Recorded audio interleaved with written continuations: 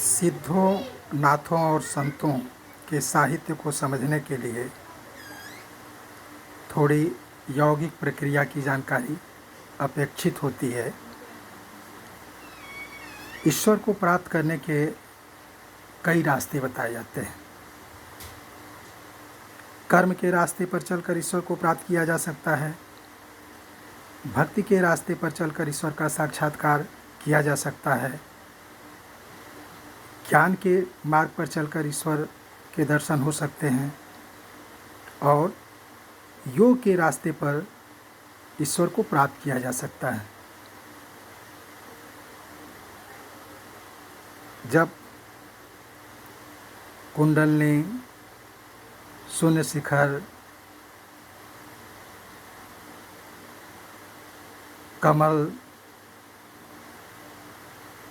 चांद, सूर्य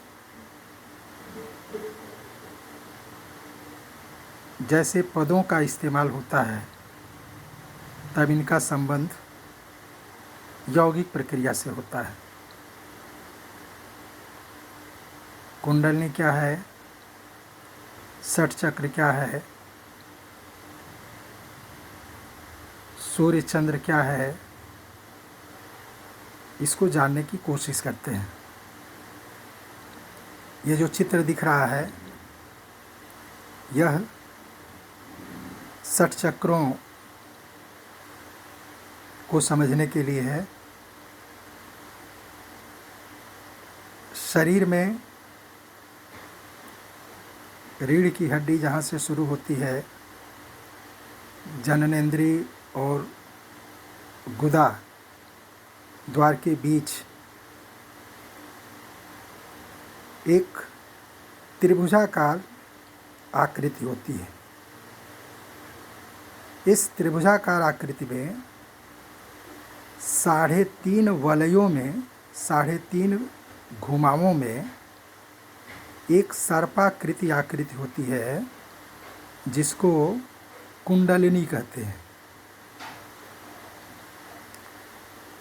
शरीर में कई चक्रों की बात की गई है। मूलाधार चक्र, स्वाधिष्ठान चक्र, मणिपुर, अनाहत, विशुद्ध, आज्ञा, सहस्रार। शरीर में ढेर सारी नाड़ियाँ होती हैं, लेकिन यौगिक साधना में खास तौर पर 3 नाड़ियों की चर्चा की जाती है। एक नाड़ी रीढ़ के समानांतर जाती है, जिसको सुषुम्ना नाड़ी कहते हैं। उसी को सरस्वती भी कहते हैं। बाएं तरफ एक नाड़ी जाती है, जिसको ईड़ा कहते हैं।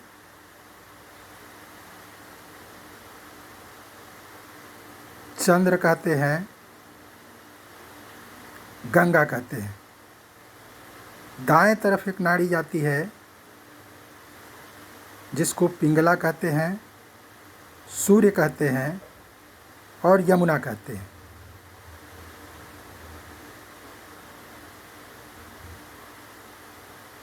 जो ईड़ा नाड़ी है, उसमें प्राण वायु का प्रवाह होता है। पिंगला नाड़ी में अपान वायु का प्रवाह होता है। योगी जब साधना करता है तो इस कुंडलिनी चक्र में उदान वायु का प्रवाह शुरू होता है और प्राणायाम, सांसों के आवागमन से यह सोई हुई कुंडलिनी जागृत हो जाती है और सुषुम्ना नाड़ी के सहारे यह क्रमशः ऊपर बढ़ती चली जाती है। शरीर में जिन 6 चक्रों की बात की गई है उनमें अलग अलग दलों के कमल की कल्पना की गई है। कहीं 2, कहीं 4, कहीं 10, कहीं 3, कहीं सहस्रार चक्र में हजारों दल वाले कमल की कल्पना की गई है। कुंडलिनी जिस चक्र को बेधती है, जहाँ तक वो पहुँच जाती है, हर अवस्था में तरह तरह की सिद्धियों की बात की गई है। हर चक्र पर किसी न किसी देवता की कल्पना की गई है। हर चक्र पर किसी तत्व की कल्पना की गई है। क्षितिजल पावक, गगन समीर, मन, अहंकार। तो जैसे जैसे कुंडलिनी ऊपर चढ़ती है वैसे वैसे साधक को तमाम तरह की सिद्धियां प्राप्त होती चली जाती हैं। तमाम तरह के चमत्कार उसको देखने को मिलते हैं। तो जो पहला चक्र है वो मूलाधार चक्र है। मैंने पहले बताया कि जननेंद्रिय और गुदा द्वार के बीच में उसकी जगह होती है।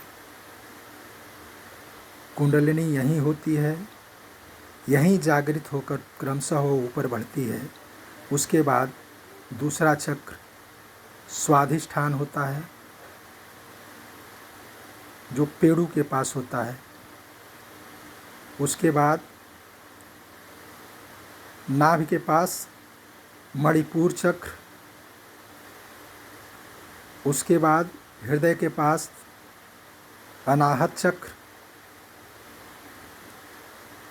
कंठ के पास विशुद्ध चक्र और दोनों भवों के मध्य में आज्ञा चक्र। ईड़ा, पिंगला और सुषुम्ना नाड़ियाँ तीनों यहाँ आकर मिलती हैं, इसलिए इसको त्रिवेणी भी कहते हैं। कुंडलिनी जब यहाँ से ऊपर आती है तो ये सहस्रार चक्र में पहुँचती है। जब कुंडलिनी यहाँ आ जाती है तब साधक को यहीं ईश्वर के दर्शन हो जाते हैं। इसी सहस्रार चक्र को शून्य शिखर कहते हैं, मान सरोवर कहते हैं, ब्रह्मरंध्र कहते हैं। जब साधक की चेतना यहाँ पहुँच जाती है, कुंडलिनी यहाँ पहुँच जाती है, तो साधक के लिए कुछ भी असंभव नहीं रह जाता है। साधक और साध्य दोनों एक हो जाते हैं। जीवात्मा को परमात्मा का साक्षात्कार हो जाता है।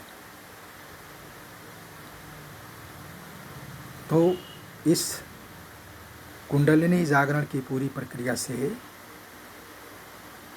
बौद्ध सिद्ध, नाथ और संत परिचित थे और उन्होंने अपनी अनुभूतियों को